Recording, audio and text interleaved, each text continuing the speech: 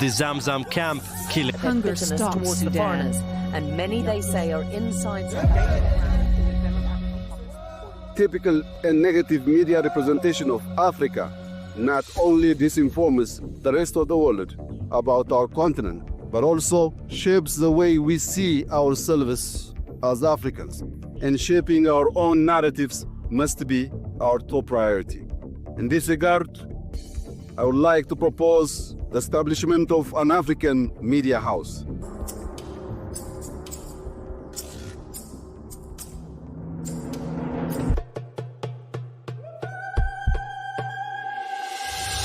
This is Pulse of Africa, the face and voice of Africa. The story of resurgent and burgeoning Africa is here, only on the Pulse of Africa channel.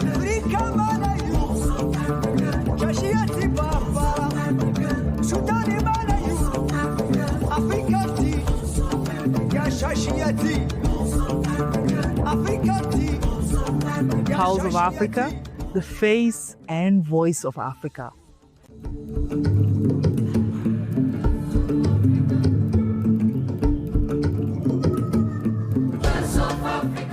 Ethiopian Prime Minister Dr. Abiy Ahmed launched Pulse of Africa POA, a platform aimed at transforming the global perception of Africa and fostering a sense of pride among Africans themselves. Pulse of Africa. Pulse of Africa. Pulse of Africa. Today, we gather to mark the beginning of a new era, one that promotes genuine stories, cultural diversity, innovation, and solidarity across the continent.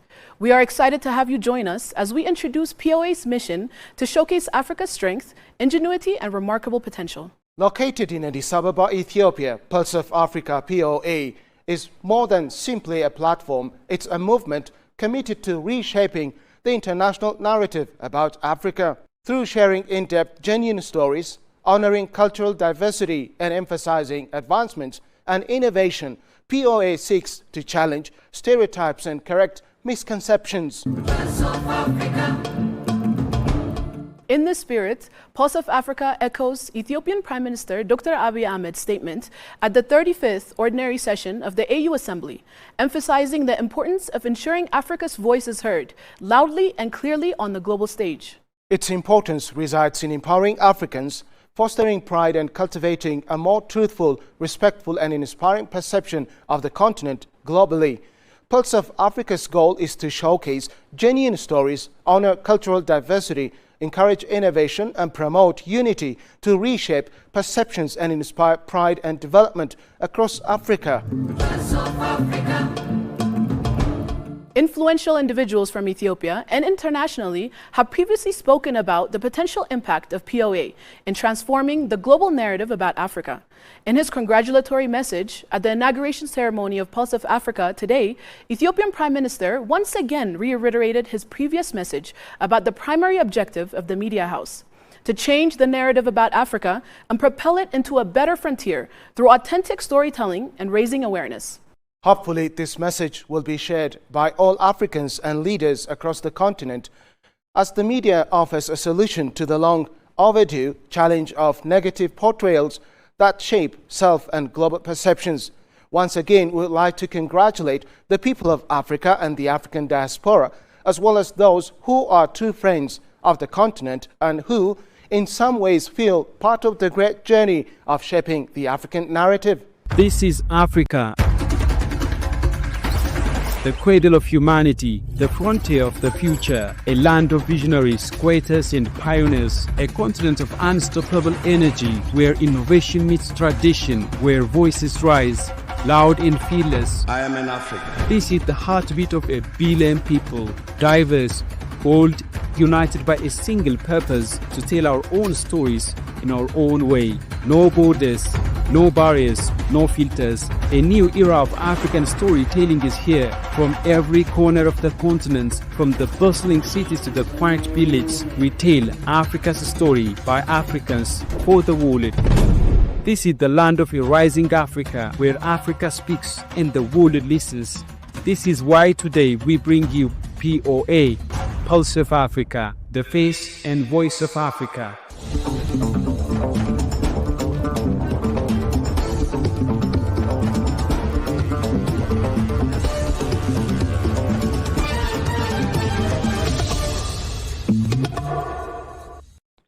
On this historic day, Pulse of Africa proudly presents a special edition of our news coverage dedicated to the inauguration of Pulse of Africa itself. Congratulations once again and stay tuned.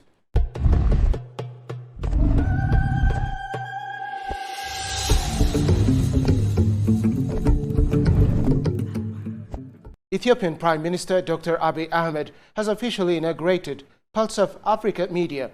Based in Ethiopia, Pulse of Africa is a pan-African media platform envisioned to serve as the face and voice of Africa. The platform is designed to challenge and correct long-standing misconceptions and misrepresentations about Africa, offering a more authentic narrative to the world. Numerous African leaders, including Ethiopian Prime Minister Dr. Abiy Ahmed, have consistently championed the creation of a pan-African media outlet to amplify African perspectives. Notably, Dr. Abiy Ahmed emphasized the urgent need for such a platform during his address at the 35th Ordinary Session of the African Union. Established at the headquarters of the African Union in Addis Ababa, the media house operates from a state-of-the-art complex where it will broadcast nuanced African stories in both English and Arabic. U.S. Ambassador to Ethiopia, Irvin Masinga, hailed Pulse of Africa for its tangible strides toward becoming a leading pan-African media powerhouse. The ambassador recently paid an official visit to the headquarters of Pulse of Africa, a rising media institution committed to becoming a leading pan-African voice in journalism, storytelling, and public discourse. During his visit, the ambassador was given a comprehensive tour of the organization's ongoing reforms and infrastructure development. POA leadership showcased their strategic efforts to build a robust media ecosystem that reflects Africa's diversity, aspirations, and global relevance. These reforms are part of POA's broader mission to establish itself as the premier Pan-African media institution. One of the highlights of the visit was Ambassador Masinga's tour of POA's state-of-the-art media studio. The ambassador was visibly impressed by the studio's design, functionality, and potential to amplify African narratives on a global scale. In an exclusive interview with Pulse of Africa following the tour, Ambassador Masinga shared his admiration for the organization's vision and progress. Its ambitions for expanding its coverage internationally in the region and even beyond, and the quality of the journalism is very impressive. And I'm also incredibly impressed by the fact that you have such ambitions to take your engagement to the higher level. POA, the Pulse of Africa. I would like you to follow POA, the voice of Africa. This is the face and the voice of Africa. We want you to watch this all the time. The voice of Africa. Stick with it. You will see Africa, how it will change for the better.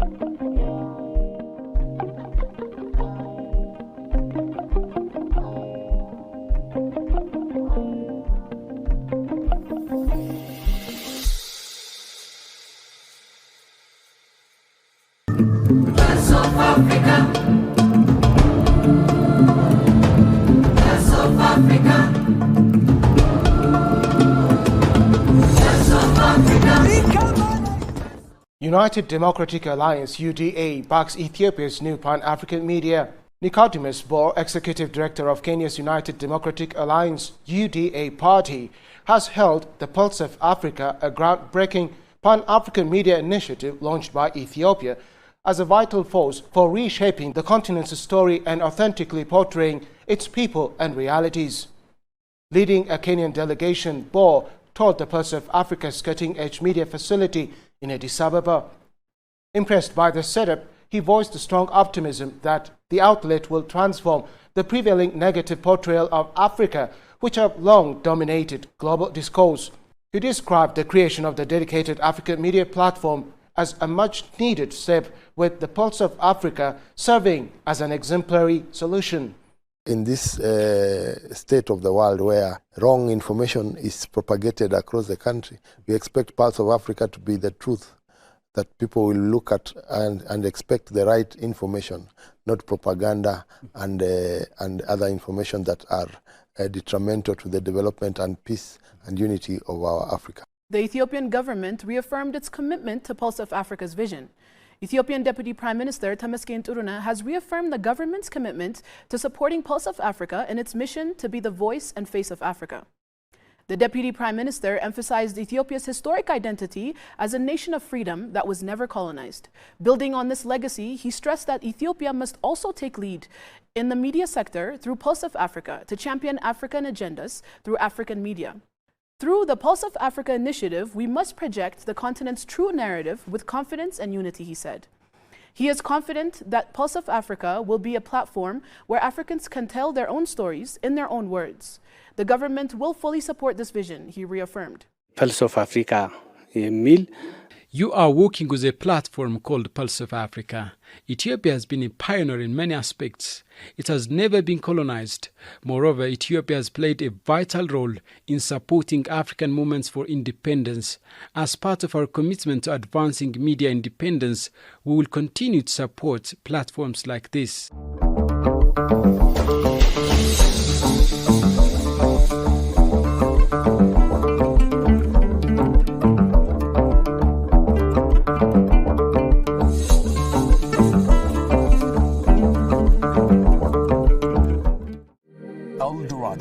A land of wealth, a future of limitless possibilities.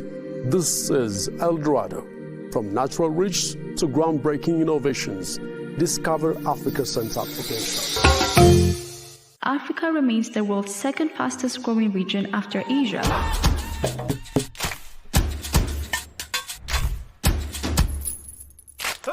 East Africa, with real GDP growth rising from an estimated 1.5% in 2023 to 5.7% in 2025.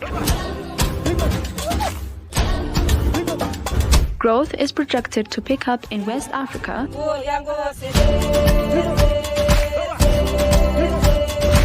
in North Africa, growth is projected to decline from an estimated 4.1% in 2023 to 3.6% in 2024 and 4.2% in 2025.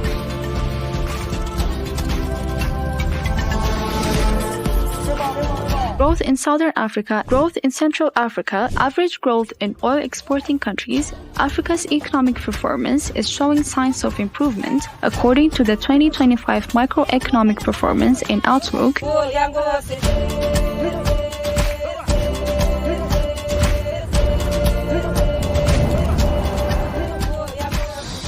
Dorado, unveiling Africa's global potential.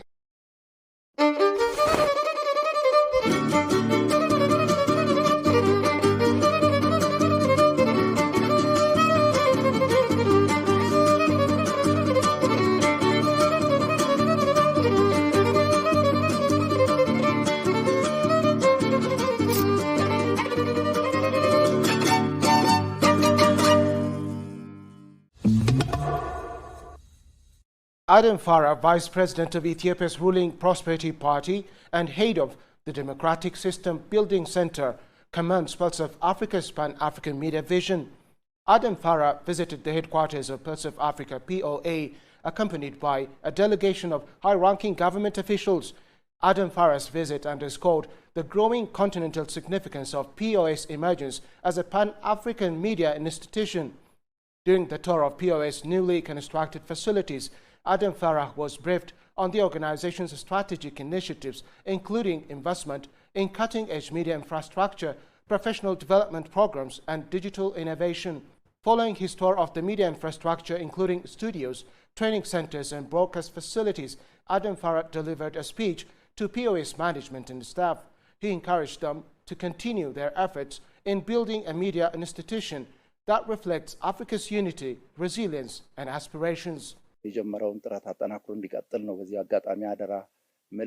I encouraged the organization to sustain its commendable efforts. I was pleased to visit and observe its remarkable progress firsthand. I strongly believe this media platform will elevate diverse voices on the global stage. As it advances toward becoming a world-class media institution, we remain committed to providing the necessary support. For POA and for Africa as a whole, it is our time.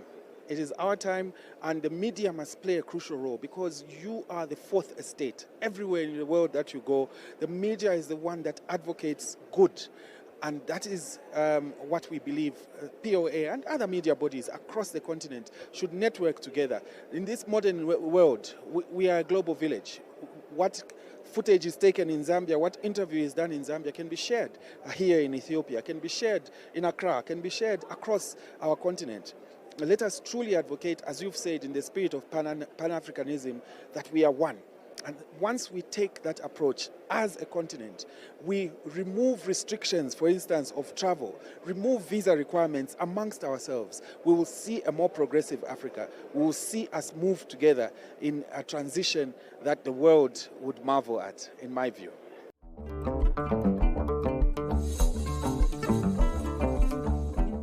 Director General of the National Intelligence and Security Service, Redwan Hussein, praised the launch of Pulse of Africa. He described the move as a timely and strategic initiative. He emphasized that Ethiopian media has traditionally concentrated on local and national issues, with limited engagement in broader continental narratives. In this context, Pulse of Africa represents a significant shift, offering a dedicated platform to spotlight African affairs and foster Pan-African dialogue. Redwan highlighted Ethiopia's historic contributions to the liberation and independence of numerous African nations, noting the country's long-standing commitment to the ideals of African unity. He affirmed that Ethiopia has consistently positioned itself as a leading advocate for continental solidarity and cooperation. He further underscored the transformative potential of Pulse of Africa in amplifying Ethiopia's role within the African media landscape. Until now, most of our media outlets have focused primarily on local and national issues. While there have been a few attempts to cover broader African topics, these efforts have largely remained confined within the scope of our national concerns. At the headquarters of Africa, and in light of the role we aspire to play across the continent, expanding the reach of our media to reflect this vision is great. Getachew Reda, Prime Minister's advisor on East African affairs, has praised the establishment of Pulse of Africa. Getachew praised it as a bold and visionary initiative. Following his visit to the platform, he expressed appreciation for its innovative approach and the ambition it represents for African media. He noted that Pulse of Africa has introduced not only new program formats, but also transformative content that reflects a forward-looking aspiration for the continent's development. According to Getachew, such efforts are essential in reshaping Africa's narrative and presenting its stories with greater depth and authenticity. He emphasized the importance of reporting nuanced African stories, stating that this approach plays a critical role in changing outdated perceptions and promoting a more accurate and empowering image of the continent. He commended Pulse of Africa for embracing this nuanced vision, highlighting its potential to influence discourse and foster unity across Africa. By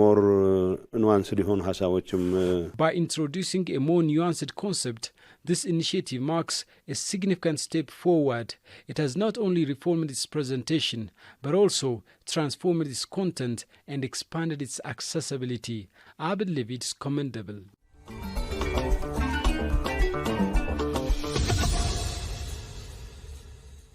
I think it's an important media initiative. Ethiopia is the beacon of both civilization and African independence. And I think it is befitting that you intend to create a media organization that represents Africa in many ways, because Ethiopia, historically speaking, is the first nation that brought African countries together, relating this to the African Union. So this is the first nation that brought all African nations together with the unity of purpose to fight colonialism and to ensure that all African nations are independent. That is an important historical departure, both for Ethiopia and for Africans. And I think it is really befitting that you intend to express and narrate the stories of Africa from Addis Ababa, from the center of Africa.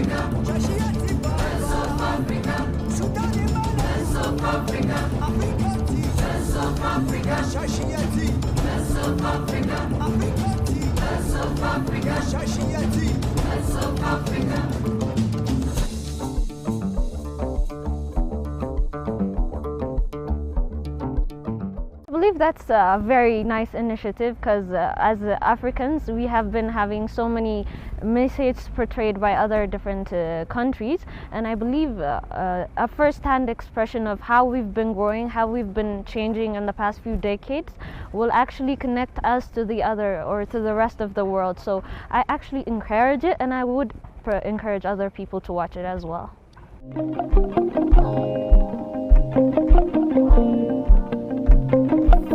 Pulse of Africa. That concludes our news bulletin from Pulse of Africa.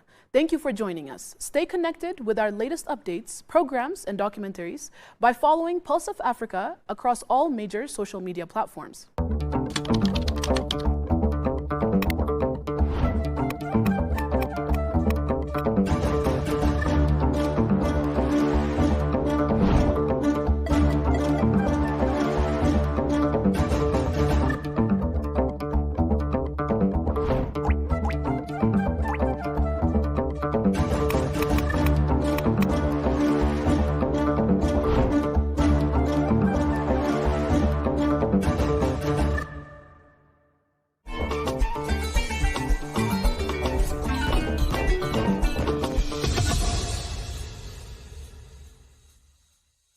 They shaped history.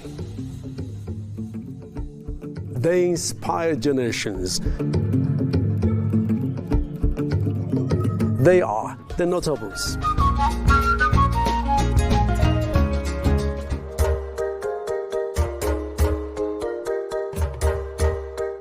I think of voices I have lost, the pledge unspoken, the more than acts of faith that forge an instant world in silent pact with strangers.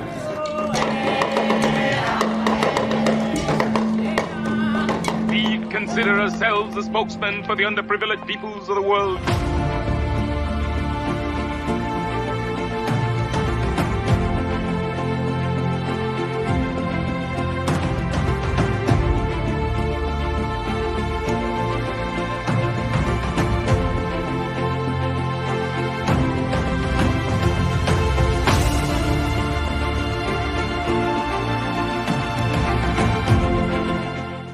This week, we honor Wole Soyinka, a legend who left his mark.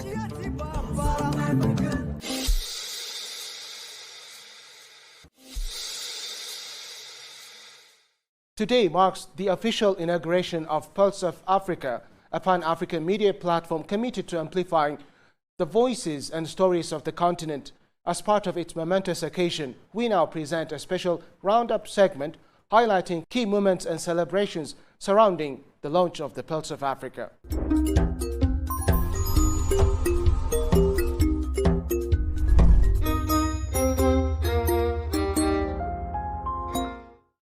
Pulse of Africa aims to challenge stereotypes and promote a positive image of Africa through storytelling, cultural exchange and advocacy. Launched today by Ethiopian Prime Minister, His Excellency Dr. Abiy Ahmed, it highlights the continent's diversity and potential to foster unity and pride. I'm your host, Edom Masai, joined by my colleagues, Barakat Sisai, Gamachisa Mandida and Zelalem Ibeldan. Stay with us. Barakat, Gamachisa and Zelalem, welcome to Pulse of Africa. Thank you. So today we have inaugurated Pulse of Africa, the Pan-African media. What are the feels of this vibe? Thank you very much, Edom. It is a very historic day. It's a very great day. We have launched a continental media by the Ethiopian Prime Minister. Actually, the Prime Minister is actually one of the person in terms of initiating this big idea. And then it has a lot of positive impacts, not only for the continent, but also Ethiopia as well. If you look at from Ethiopian perspective, as we know that Ethiopia has always been on the right side of history when it comes to promoting, advancing African cause. You know, if you remember, like in the early 20th century, when Pan-Africanism was established and when it was actually, getting some traction in the minds of Africans, in the minds of black people, Ethiopia played a very prominent role. For example, if you look at the Battle of Adwa, the victory actually emboldened many black people to start fight against domination and subjugation.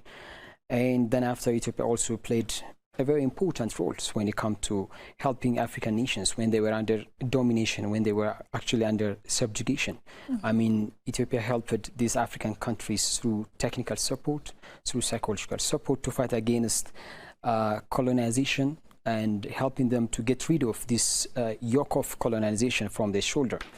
And even recently, Ethiopia has been a good supporter of African brotherly nations and African peoples.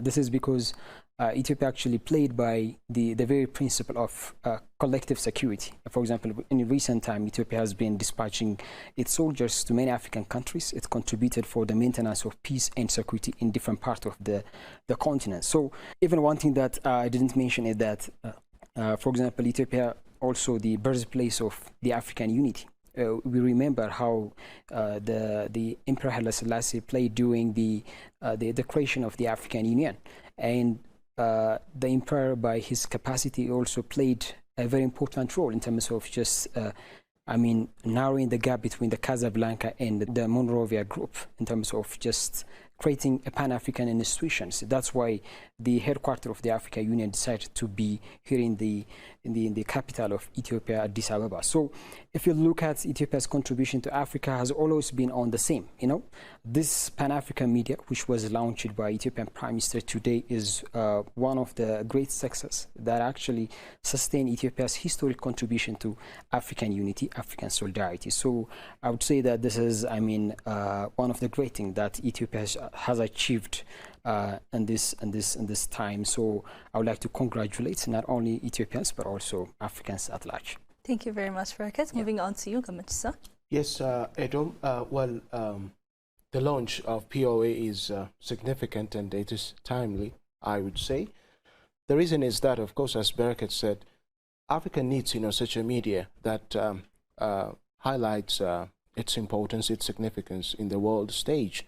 Well, we have stereotypes that have been killing Africa's image, we can say, and the people in Africa have been misrepresented by other medias globally, and just people in the rest of the world just have a wrong impression of Africans in general, and Africans are seen as incapable, feeble in many ways, and we have to say just that's not the case totally. And of course, Africa has stories that highlight its significance, its creativity, its innovation over the history in the past centuries, in the past decades, we can say, and even before say Europeans just happened to come to the African continent. Africa had its own history, its own civilization, and that has been shaped negatively by other media globally, and Africans' voices have been undermined for quite too long. And so Of course, Africa could have, challenges economically, politically, socially, in many ways, as the case is, elsewhere. But if we take a look at, the global media, we see that the representation they have about Africa is quite wrong. And they, we can say most of the time, focus on, just the negative aspect of, reality in the African continent. And African leaders, have realized the need to have, just a media that portrays, the importance of the culture, the economic activities, the political activities in the African continent. And so because of this, it is very important that, we have such a media that focuses on the good side of Africa as well. And we can say Africa can showcase, its beautiful culture, its beautiful norms, its wonderful activities in all aspects of life. And for that, there must be, a narrator of African stories, African histories. And I believe that, just Pulse of Africa is just the one that can do all these good things about the African people or the people in the African continent in general. Thank you, Gamachisa. You've highlighted how much this new launch could be a bridge to the misinterpretation and misrepresentation that has happened in the past, and how we can portray our culture. Moving on to you, Zelalem, how are you enthusiastic about this new launch, and how are you feeling? Quite enthusiastic, and thank you very much, Edom. So today we have just successfully inaugurated and launched a Pan-African media institution called Pulse of Africa, POA. So Pulse of Africa is based in Addis Ababa, Ethiopia, the headquarters of the Continental Organization, African Union. So it's going to disseminate information, news, documentaries, programs from Addis Ababa, and the Pulse of Africa will portray the right image of Africa. As we rightly said, the image of Africa has been misinterpreted and misrepresented by so many international media and by different platforms. So it's great that we have launched Pulse of Africa, POA, so the major objective of which is to change the narratives of Africa. The narratives of Africa. Narrative is such an important concept, isn't it? Narratives. Narratives impact people at an individual level. Narratives impact country. Narratives impact continents like Africa. And narratives could have a significant impact at the global stage as well. So I am the product of narrative. You are the product of the narrative. And we all are the product of narratives. So narrative is such a big thing, such a powerful thing. So I think it's pretty much important to spend time talking about the narratives. Yeah, what I'm trying to say is Africa's today is very much associated and related with the narratives that have been developed. For instance, when we were a child, what kind of stories, what kind of narratives that we used to listen, we used to watch, we used to read when we were a child. For instance, when I was a child, of course, all of you might share such feeling. We heard that African leaders are incapable. When we were a child, we were taught that African leaders are corrupt, African leaders are dictators. Yes, there is no doubt that there are African leaders who might not be responsible. There might be African leaders who might be reckless about their society, about their country. But all African leaders could never be the same. All African leaders could not be dictators, could not be corrupt, could not be irresponsible about their society. But we have been told that African leaders are reckless. African leaders do not worry about their society. African leaders are incapable of changing their society, changing their nations, changing their continent. So we have been told this narrative. We have also been told that Africans couldn't utilize their natural resources, their natural endowments to propel economic growth and to bring about the desired change that the people of Africa are trusted, are hungered of, are starved of. So we have been told about such kind of narratives. So the thing is, the narratives impact how we think about our potential. It limits our potential. There is a saying that goes like, you can go beyond what others think of you, but you can never go beyond what you think of yourself. Let me repeat this super important concept. you can go beyond what others think of you, but you can never go beyond what you think of yourself. The understanding of yourself is very much important. Africa needs to understand itself. Africa needs to understand its potential. Africa needs to acknowledge its resource. Africa needs to believe in the power of Africans, in the power of their leaders. Africans need to believe in themselves. For example, Edom, if you think like, if I think like Edom cannot present this program well, you can definitely, absolutely present the program in a well-organized manner. But if you yourself think like, I cannot present this program well, you will never present this program. So it depends on how we think. It all starts from the narratives and it all starts from the thinking. So the major battle takes place in our mind, in the narratives. So we need to change the narratives. We need to shape and reshape the narratives of Africa. So it's great that today we have successfully launched and unveiled Pulse of Africa.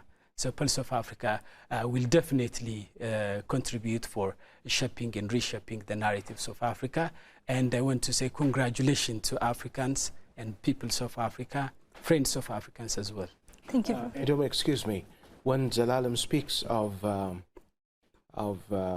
just the need, to come together, I mean, the need for having, a positive attitude towards what we can do. I'm just reminded of the term efficacy. And efficacy is a term that stands for what you think you can do. Okay? It's all about, what you think of your performance.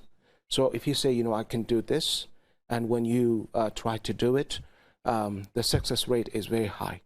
But if you believe just in your mind that, you can't do it, and then even though you might have, the capability, anything that you need, it is very likely that you fail.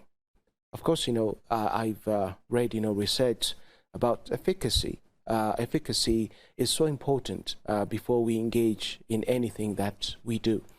Well, generally speaking, the outside world, I mean, the media outside of Africa have always been telling us that, Africans are incapable.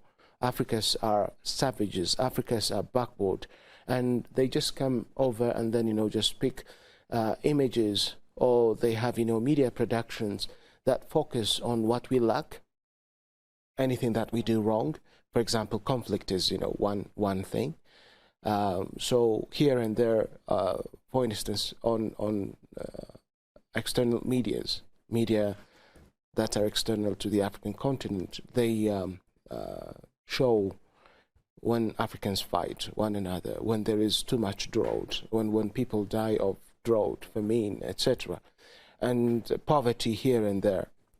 Well, what they say is all this is happening because, Africans are incapable, and we can do it, is, what our media should portray in general. So this positive message in African media should be emphasized, and Pulse of Africa is just the one that can do it. So we need to have, high efficacy, okay?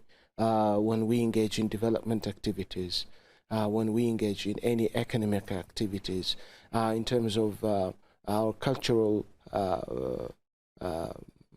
heritages, I mean, in terms of protecting our cultural heritages, and in terms of utilizing our cultural elements, norms, there are good things in our culture that we can harness, we can utilize for our own good. Pulse of Africa as a continental media, I think, should come up with, this motto, yes, we can. And so it has to show that, Africans really can do, which means, African citizens, wherever they are, both in the continent and outside of it, need to have, a strengthened, a heightened efficacy regarding, just what they can do. So we have, negative realities in the African continent. Well, we can't deny them because, just we see them, we watch them. But we also have, great things, positive things. And especially in recent decades, African leaders have proven to be, good leaders, okay? Not all of them, but most of them. we have, just great leaders that have brought development in their countries, in their respective countries, that have opened, new doors for their citizens. And Pulse of Africa, as a continental media, I hope, as of now, is going to exhibit, just what Africans can do together. Yeah. So it is really a necessary and a timely continental media, I would say. So you've mentioned that we've been traditionally portrayed in different contexts. So I would like you to say something regarding the lasting effects and how the pillars of the Pulse of Africa, our missions and objectives, are further reinforcing Africa as a continent and as a stage as well. Before I respond to your question of like how Pulse of Africa is going to, make an impact in terms of changing the negative narrative about Africa, I think it's better to look at, the origin of this negative narrative about Africa. I think, from my perspective, I think it's very much linked to the colonial legacy. Most of the problems or the predicament that we have been facing by now, specifically in Africa, either you mentioned in the economic sector, in the social and the political sector, which is very much linked with the colonial legacy, because it has a lasting impact on the social, economic and political structure of African people, So one of this impact is on the perception of Africans about themselves and on the perception of the international community about Africa, which is negative, They just, when colonization was brought to Africa, they want to, justify their activity by saying that Africa is a dark continent, an exotic one, which is inhabited by uncivilized society, those savage people actually living here. And this justification has a profound impact, has left a profound impact on, the life after colonization. Of course, it has been like almost after 70 or 60 years since we have, avoided or, get rid of colonization from the continent. But its negative impact still resonates. It's felt in many ways. And one of the main reasons is that. And the second one is, as we know that, like most of the times when you look at the headlines at the international media outlets, you see that Africa has been presented as Gamachis and Zalalam trying to mention that Africa as presented as a continent where poverty grinds on, where political instability actually happens, or democratic crisis is actually pervasive, or maybe corruption, or you can mention like other equally compelling negative things is actually being presented by the international media outlets, specifically the Western one. And one of the reasons why they did this one is because most of the time the positive story doesn't sell that much, or you don't have that much traction when it comes to the international media landscapes. Whenever you portray Africa like positively, they're not just actually getting like a positive response, or they don't get as much audience as they want, So that's why they want to focus on the negative one. Of course, we have a biological trait, we have a biological, orientation to focus on a negative one rather than the positive one. That's also one of the keys. But the media owners, the media practitioner has also the tendency to focus on some of the negative things when it comes to African issue. So this is also the other main reason why Africa is actually being presented negatively. And the third one is, most of the times African story are actually being told by others than Africans, So we haven't seen any fidelity when it comes to the story, the element of the story by itself, So we don't have that much authenticity when it comes to the African story, since it has been told by others. So they don't have that much, clear information about the issue that they are actually reporting or writing about, As we know, like as a journalist, we know that how the international media actually operating, they have this tradition of the safari tradition, if there is something pop up in Africa, for example, if there is some post-election crisis or some calamities when related to the climate change, something like this one, they just come and they go back, so they don't have any prior knowledge about that issue. So that actually, create a kind of ill-informed community when they release that news to the international media, to even for the African as well. So this also the other main problem. And the fourth one is going to be, there are some groups I would say that, or some actors who really want to, maintain Africa to be presented as negatively. They have some interest. For example, during the colonization, they have the interest to exploit Africa, and they want to, brought what Africa has to their place and to utilize for their good, for their interest. Just like that, nowadays, there are also some groups who really want to maintain their interest while maintaining Africa depicted as negatively. And I think the other one is ignorance and distance by itself.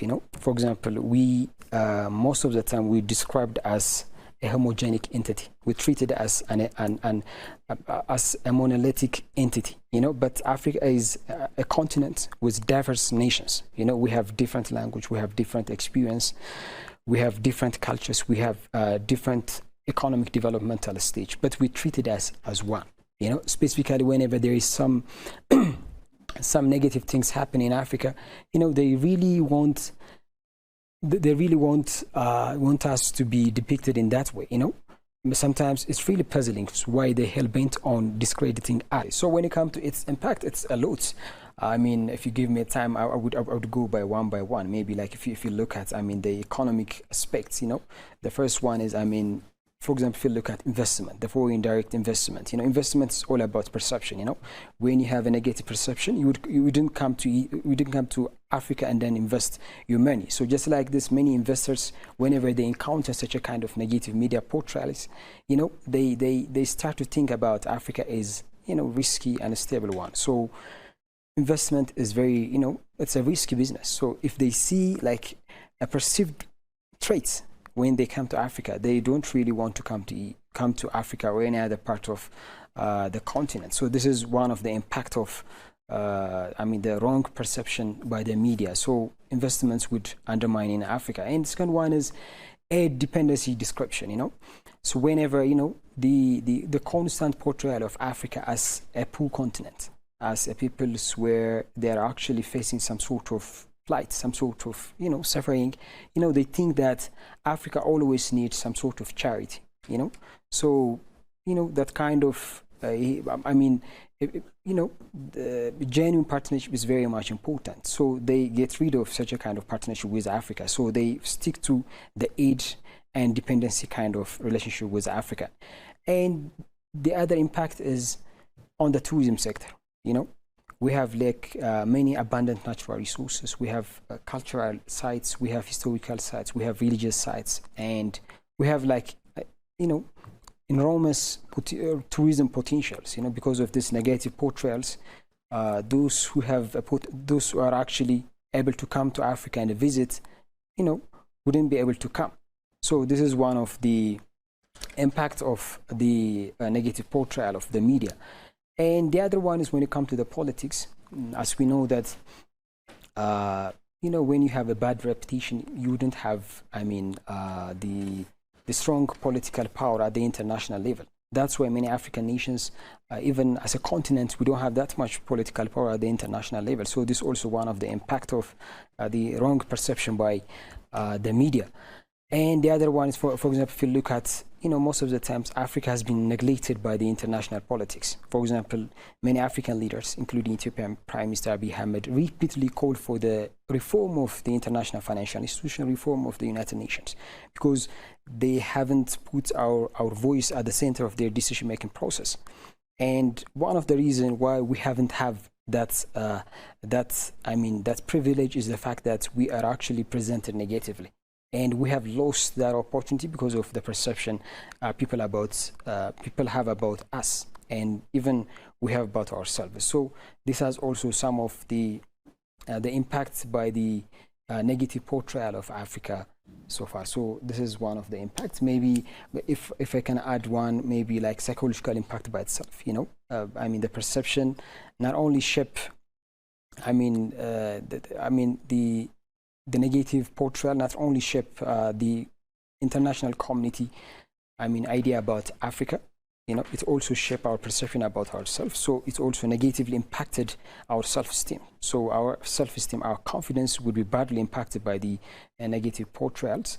And even for example, when you come to the culture, the arts, the music, most of the times, for example, the internet, the Western culture, the Western arts is considered to be the standard.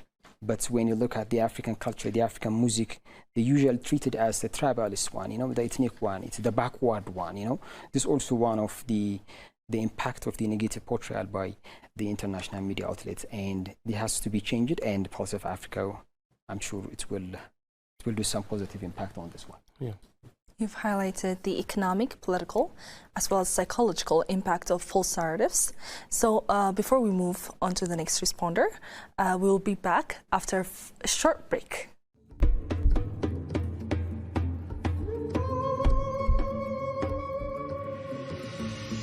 Pulse of Africa is now live.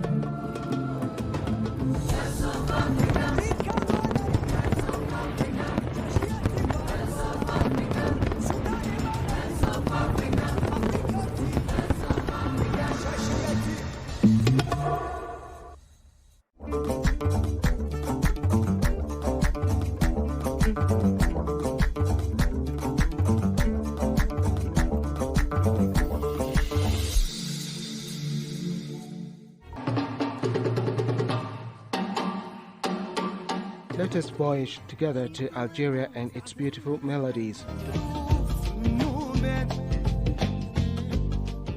Rhyme music is a prominent genre in Algerian music.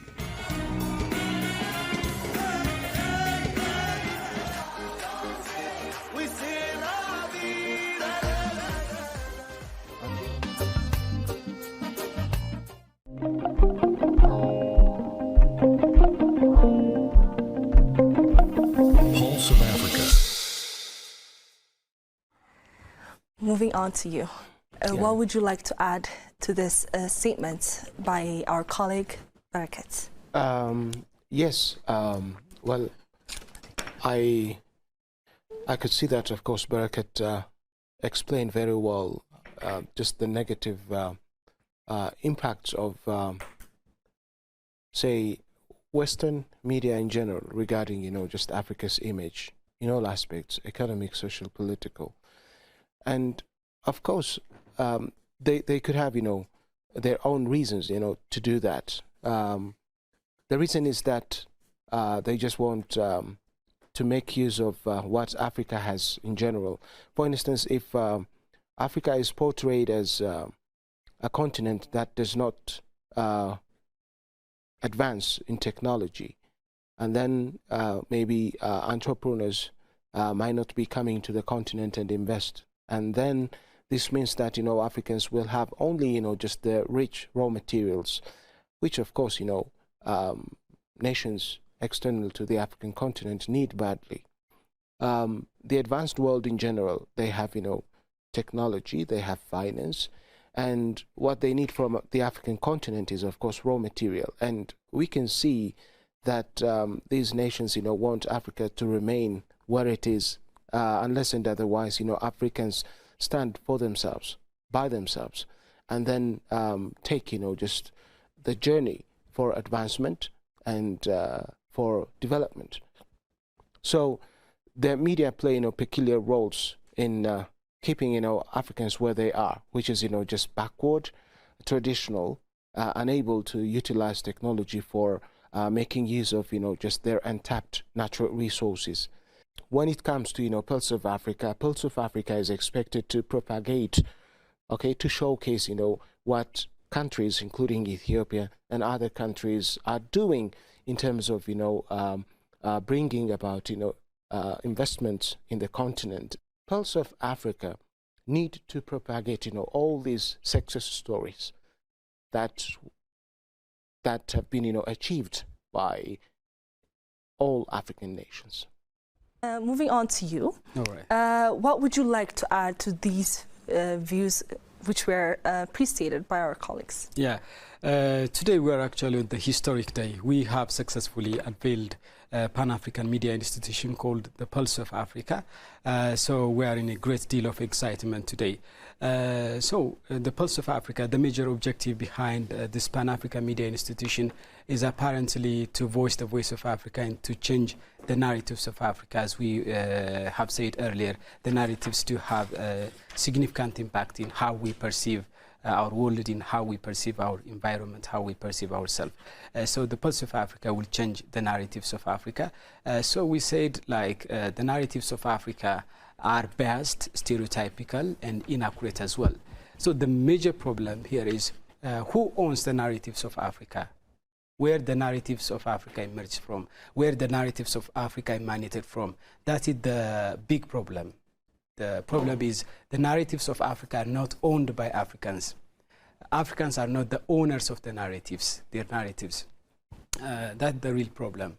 The narratives of Africa, in fact, comes from non-Africans, and largely the narratives of Africa are shaped by Westerners.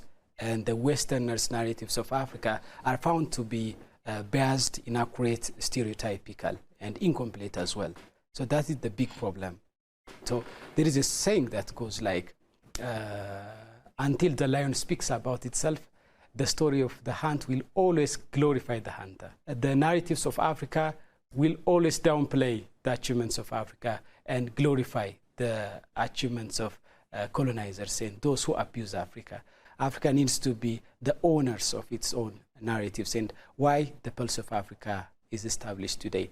There are so many problems related with the narratives of Africa. And firstly, as my colleague Barakat interestingly elaborated, the first problem of narrative with regards to Africa is the narrative that view Africa as monolithic, as a single entity, as one country. If you see, for example, foreigners outside of the continent, from America, from Europe, or from the other continents of the planet, when they come to African countries, for instance, when they travel to Morocco, or when they travel to Somalia, when they travel to Zimbabwe, Ghana, they say like, I'm traveling to Africa. They don't specifically mention that specific country they are marching to. They say, I am going to Africa. Why? Because Africa is portrayed and perceived as one single entity. That's the major problem. And that disregard the diversity of Africa. Africa is such a diverse continent. That's fact. Historically, geographically, traditionally, culturally, linguistic-wise, Africa is such a diverse continent. For example, if you see the history of Africa, you know, Africa is a continent where big empires, big kingdoms, big civilizations emerge and prosper. For instance, you see the civilization in the northeastern part of the continent, the Nubia kingdom, the Nubia empire, the Nubia civilization, the present-day Sudan, in Nubia with the trading center, the learning center in the ancient time. And the Timbuktu, the present-day Mali, was, of course, the center of commerce in the medieval period. And here in the Eastern Africa, there is a kingdom of Aksum, the present-day Ethiopia. So African history is such diverse, but African history is reduced to the history of slavery and colonialism, and it disregards the huge histories of Africa, the huge civilizations of Africa, the achievements of Africa, the contributions of Africa to the world. So that's the first problem. Geographically, Africa is also diverse. You see, Africa is home to Sahara Desert, the largest desert in the entire world. And equally, Africa is also the place that hosts the tropical rainforest, the Congo tropical rainforest, which is the second largest rainforest in the entire world. Africa also encompasses rivers, lakes, mountains, streams, and other natural endowments. But these treasures of Africa, these resources of Africa are disregarded and perceived as monolithic and single entity. Linguistically, culturally, Africa is diverse. Africa is regarded as, Africa is considered as a mosaic of culture because there are like more than 3,000 ethnic groups in Africa, 2,000 language, more than 2,000 languages spoken in Africa.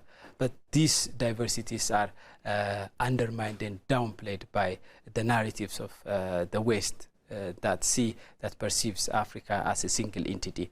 This is the first problem with regard to the narratives on Africa. The other is Africa is also considered and perceived as a dark continent.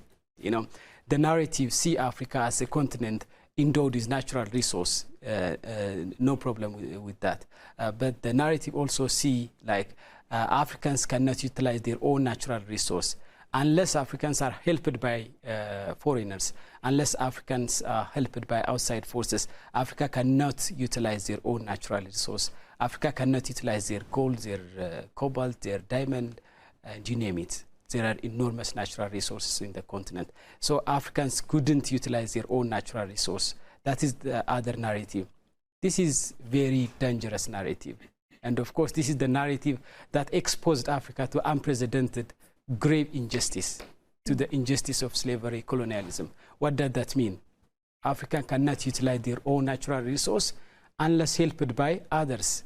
So it's inviting others to come to Africa and to utilize, to explore, to exploit African resources. In fact, that is the narrative that brings European colonizers to the African soil. So when we say like we need to change African narratives, that's not for we are interested in the beautiful words about Africa, because the narratives of Africa do have significant impact, grave negative impact for the people of Africa. The narratives toward Africa are also incomplete. You know, like I said before, the narratives are reduced to slavery history. I mean, slavery and colonialism and the rest of Africa's history, Africa's achievement in terms of philosophy, Africa's achievement in terms of wisdom are downplayed and disregarded by those dominant, entrenched narratives, narratives that are shaped by non-Africans, dominantly Westerners. So the pulse of Africa, which is based in Ethiopia, is expected to shape and reshape the narratives of Africa. And we're going to bring fresh perspectives and insights from four corners of the continent, north to south, west to east, and of course from central part of Africa. We need to be the owner of our own narratives. Your response significantly presupposes upon the dependency theory, where we've been treated as peripheries by the core states. And you've also mentioned how African philosophy has tried to counteract these narratives.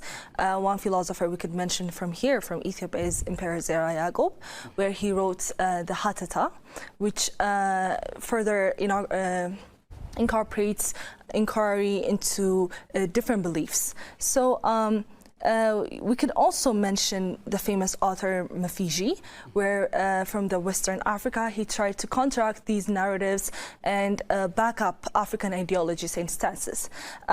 So we've mentioned these narratives have been not milestones for us, but significant hurdles in the process, which makes us move to the next question.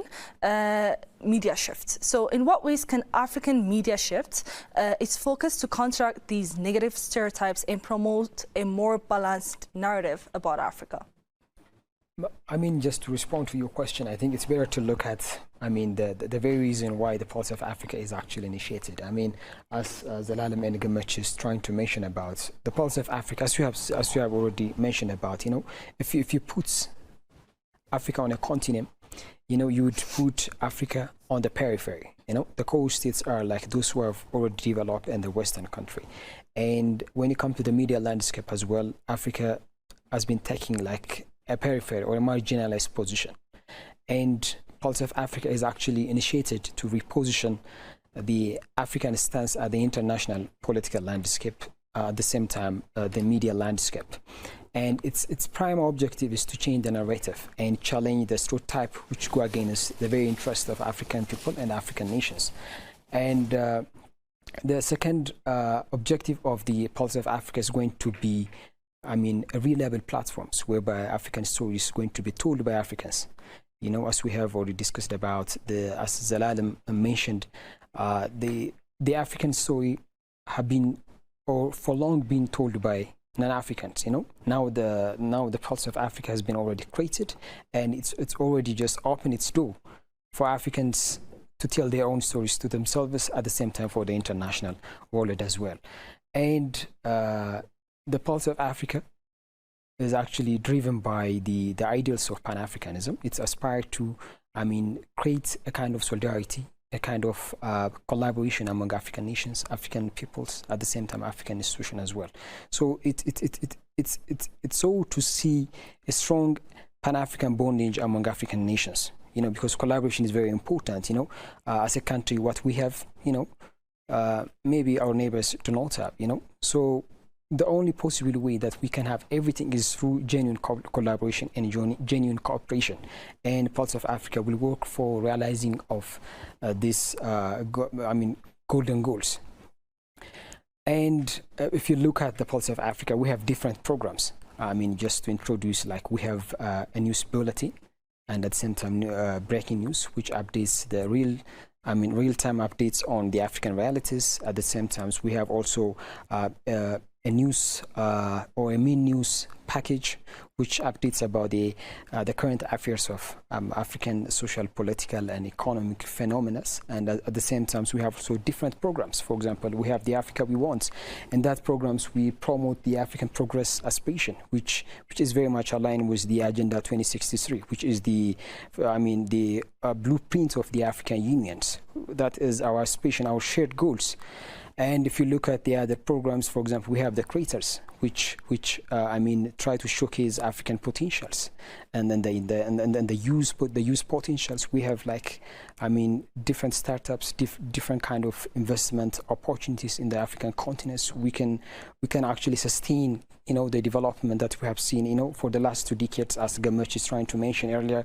Development is peaking in Africa. Most of the emerging and frontier market is in Africa. This is some of the positive stories. So in our programs, we try to showcase this success stories, this achievement, this advancement, And we have also like the notable programs, which celebrates the African pioneers, African talented individuals, icons, just to inspire our audience, and then to create a kind of, embolden the youth to make the same kind of, positive things to their country, at the same time their continent. And then we have also other programs like the Horse Mouse.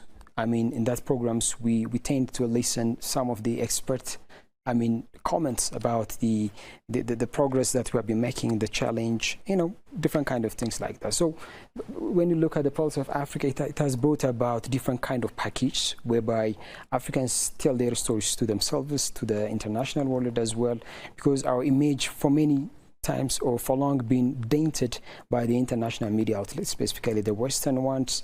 And I'm not just blaming, but this is the reality. And Pulse of Africa here is to, change that narration for once and all.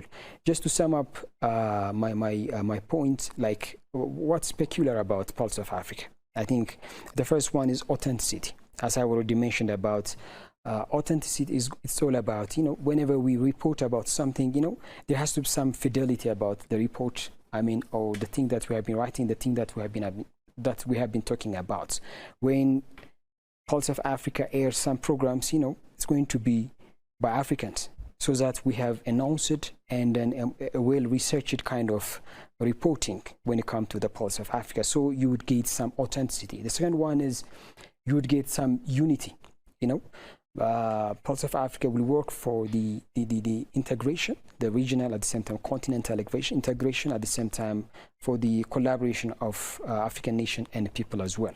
And the third one is the main one. It's going to be the impact. So the impact is just challenging the stereotype, which again is the very interest of African people and African nation as well. And the third one is it's going to be an innovative platforms. Now we are living in the digital era. We have to fit ourselves with the evolving platforms. Like the challenge that we have like 20 years back may not be the challenge now. So we have a different reality. So Pulse of Africa take into consideration this reality and work for realization of the African development. We have been seeing some positive things. We have also challenged.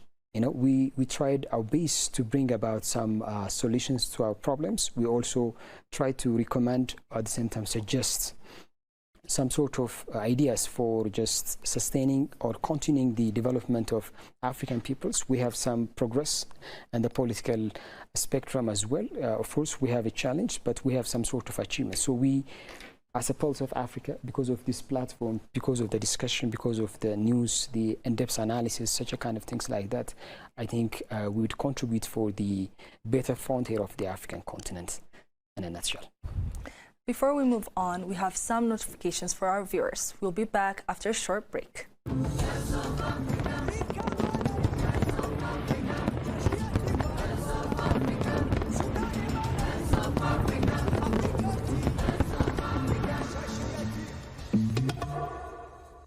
POA, the pulse of Africa. The voice of Africa. POA, the voice of Africa.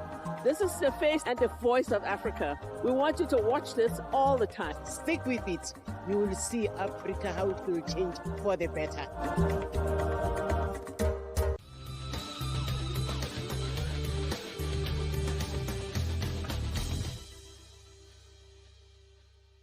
In Africa's journey toward a prosperous future, the African Union's Agenda 2063 envisions a united, integrated continent where borders are not barriers but gateways to opportunity.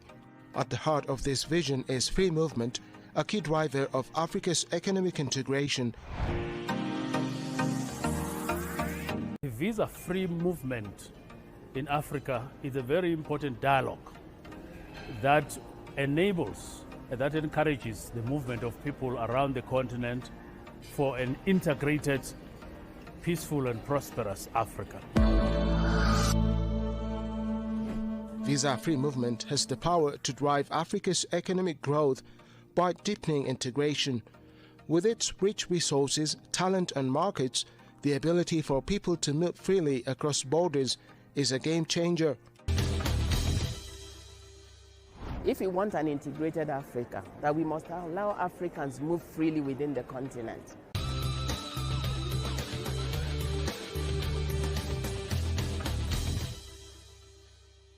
POA, Pulse of Africa, the face and voice of Africa.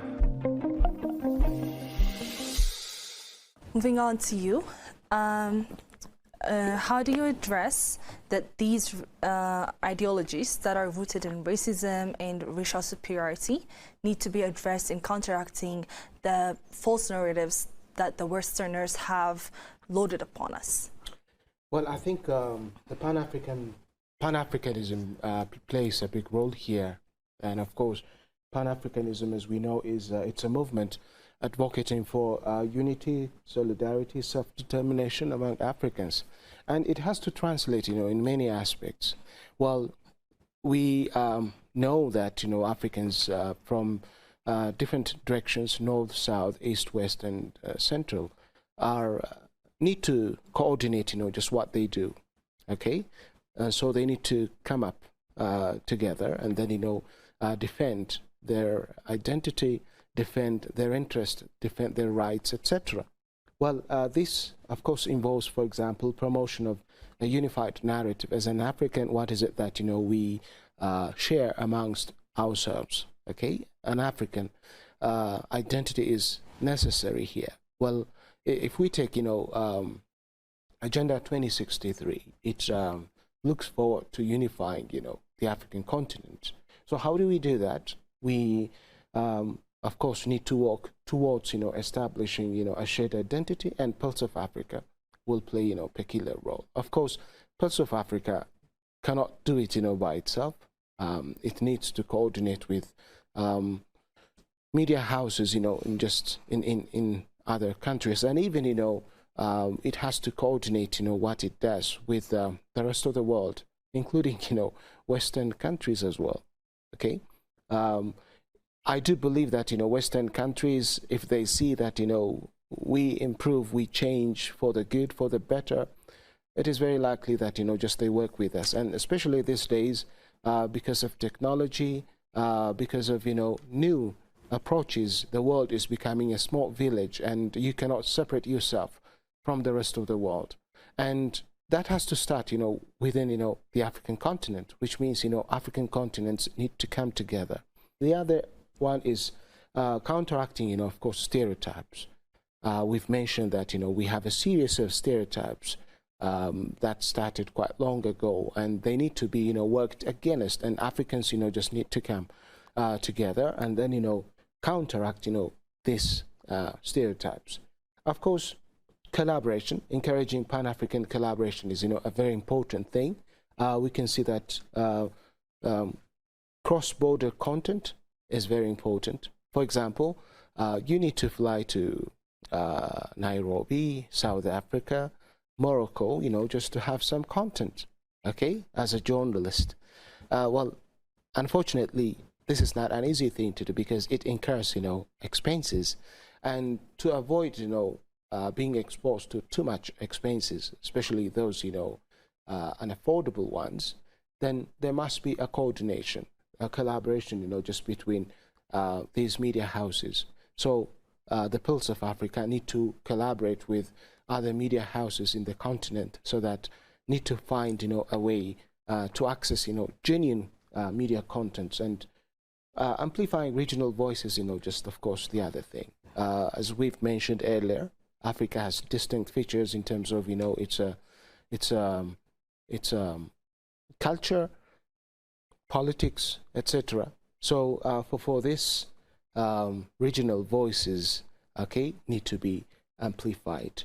We can say a lot, but I think I stop here. Yes. So how do you think Pan-Africanism, mentioned by Gamachisa, influences the programming and strategic direction of Pulse of Africa? Yes. Of course, today we are celebrating the establishment, the creation of a new Pan-African media institution called the Pulse of Africa. And I think it's a great step forward towards advocating the ideals of Pan-Africanism. The idea, the vision of establishing Pan-African media institution, Pulse of Africa, has been in the minds of Dr. Abiy Ahmed, the Prime Minister of Ethiopia, during the 35th Ordinary Session of African Union Assembly. Ethiopian Prime Minister Dr. Abiy Ahmed has spoken about the necessities and the imperatives of establishing Pan-African media institution, and he said that African voices need to be heard loud and clear. 3 years after he delivered that powerful speech, Ethiopia has been able to inaugurate Pulse of Africa, Pan-African Media Institution. And I think this is an important milestone, an important achievement. So it needs collaboration, it needs cooperation. Pulse of Africa needs to work with other sister media organizations in the continent and outside of the continent, as long as it serves the idea of changing the narratives of Africa, as long as it serves portraying the complete and accurate portrayal of Africa. Deputy Prime Minister of Ethiopia, Temesgen Tirone, has said Ethiopia has showed its unwavering commitment toward African issue. The fact that Ethiopia has never been colonized sparked anti-colonial movement and independence struggle across African countries. And of course, African countries have recognized Ethiopia, and they have chosen Ethiopia to be the headquarter of the continental organization, African Union. So I do understand, the Pulse of Africa will be treasures of Africa. So African countries, African media organizations, African civil societies, African influencers need to work with the Pulse of Africa, and needs to put Pulse of Africa in a stage where it can promote the idea and the ideals of Pan-Africanism. You've both called for cooperation and collaboration among African countries and communities to improve the continent's global image. Barakat, you have highlighted our contents and programs on Pulse of Africa, which are very exciting and will be updated very soon. So to sum up our discussion, how can Pulse of Africa incorporate and promote Pan-African values through the contents you've mentioned and the partnerships we look forward to? I mean, I have already mentioned about the programs, but just to add on the Pan-African ideals, as we have already discussed about, the Pan-Africanism it's a social movement, it was started in the early 20th century. It seeks to create a kind of unity, solidarity among Black people in the African continent, in the Caribbean, and then the North Africa as well, because we have, a common background. We have a humble background, a difficult past, like if you look at the recent past history of the black people in the world, it is the history of domination. It is the history of subjugation. So that seeks to create a kind of, collaboration to get rid of such kind of domination and such kind of subjugation. And this Pan-Africanism has resulted in, revoking of colonialism in the later years, specifically in the 1960s and the 1970s in the African continent. And then it brought about some new dimensions when it comes to the African history, when it comes to the African political structure in general. So this Pan-Africanism, it's getting some tractions when it comes to in different aspects, specifically in the economic aspect.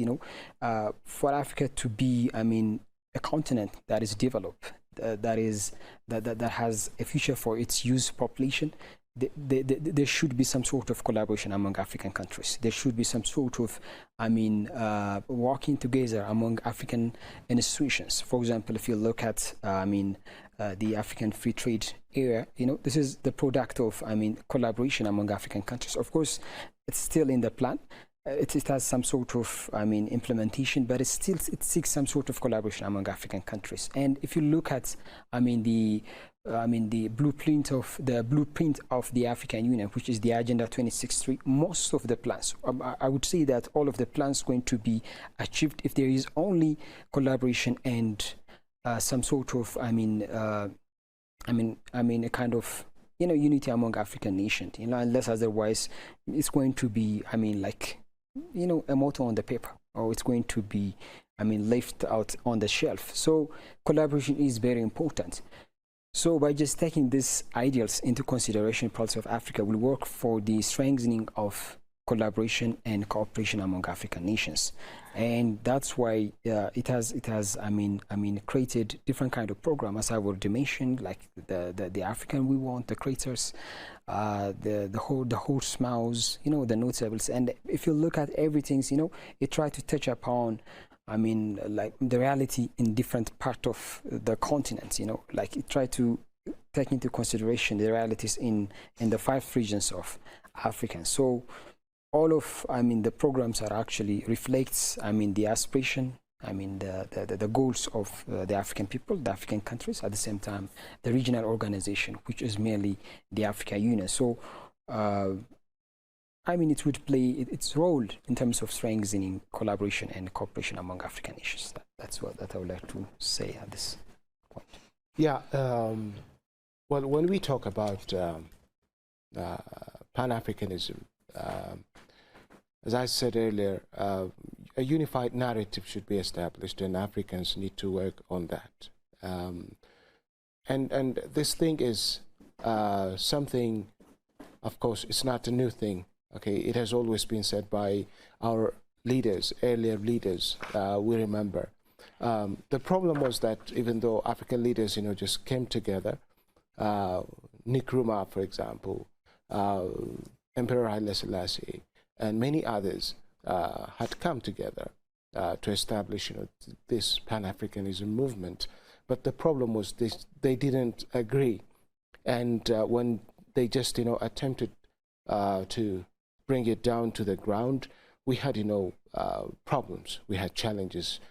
People, leaders, just went their own separate ways, and eventually the impact of Pan-Africanism in general got diminished, throughout the years. And this time we have to bring it back, but with determination and commitment by leaders. And unless and otherwise, African leaders are really committed to implement the notion of Pan-Africanism in general, especially, using their media such as Pulse of Africa, then what they had intended, what the leaders, earlier leaders had intended, cannot be realized. And this is, something that current African leaders need to consider very well.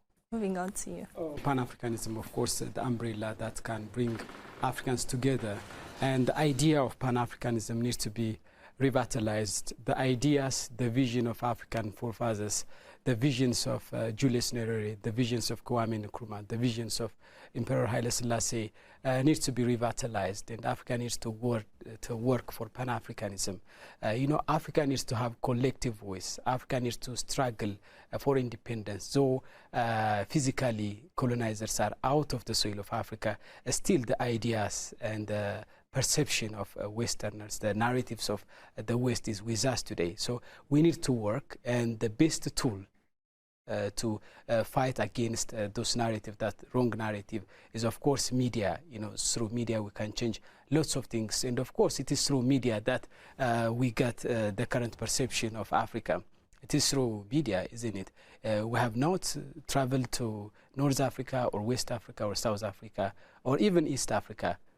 We have got the idea of Africa, the perception of Africa, the understanding of Africa because of the media. And it is through the media that we can change the narratives of Africa. And African leaders, African politicians, African scholars, African writers, African people of art, people of literature, and any Africans need to work together to bring about a collective, a unified voice in Africa. Look, Africa does not have a single seat in the United Nations Security Council, a permanent seat in the United Nations Security Council.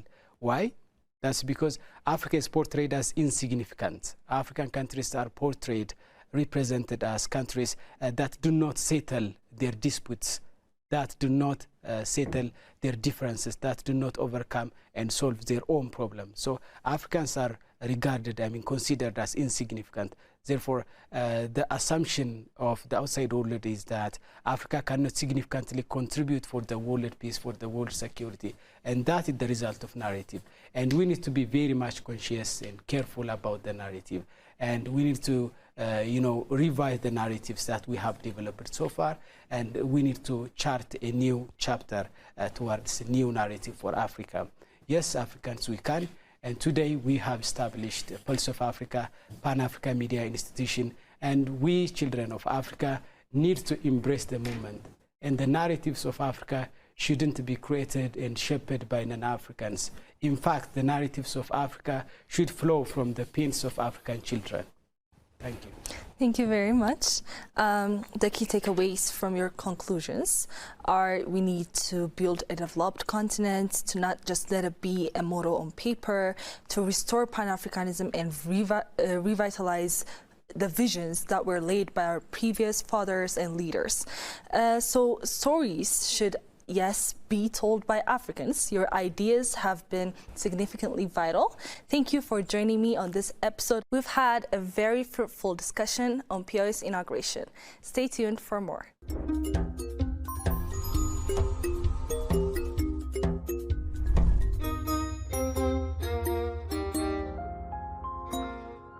Let us all unite and celebrate together the victories won for our liberation. Let us dedicate ourselves to rise together, to defend our liberty and unity. All sons and daughters of Africa, flesh of the sun and flesh of the sky, let us make Africa the tree of life. Let us all unite and sing together to uphold the bonds that frame our destiny. Let us dedicate ourselves to fight together for lasting peace and justice on the earth. All sons and daughters of Africa, flesh of the sun and flesh of the sky, let us make Africa the tree of life.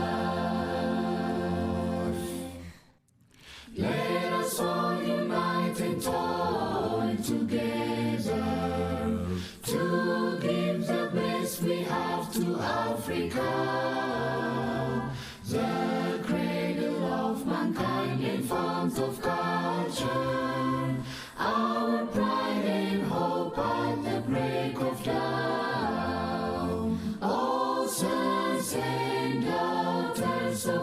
Africa, flesh of the sun and flesh of the sky.